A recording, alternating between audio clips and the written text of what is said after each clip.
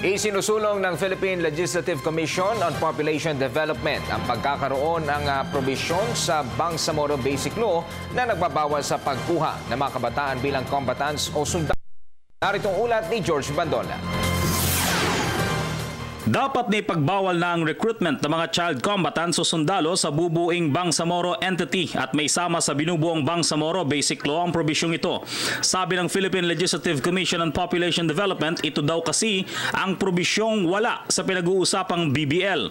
Tsaka pa lamang ito na isama sa Senate version ni Senador Bongbong Marcos. Hindi ko nakikita na ito isang controversial provision.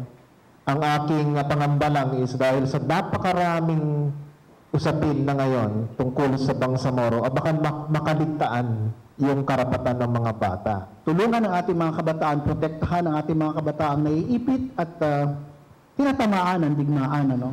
Karamihan daw ng mga batang nagiging combatant o sundalo ng giyera ay mahihirap din sila ng karapatang maging bata dahil sa giyera o kaya ay lumalaban sa mga angkan resulta ng rido o family feud o gantihan.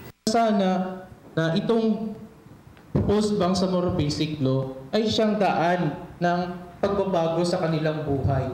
Sa nakaraang kaguluhan, resulta ng Mama Sapano tragedy at sagupaan ng MILF at BIFF, dumami daw ang mga batang ginamit sa giyera at naging biktima nito. Sakali lang na walang panahon na mag-interpolate o mailabas ito dun sa plenary, but at least pwedeng tanggapin naman ng ad hoc committee na ito ay kasama o bahagi ng mga committee amendments. Paniwala ni Bagilat, hindi kikilos ang usapin ng BBL dahil malapit na rin ang halalan.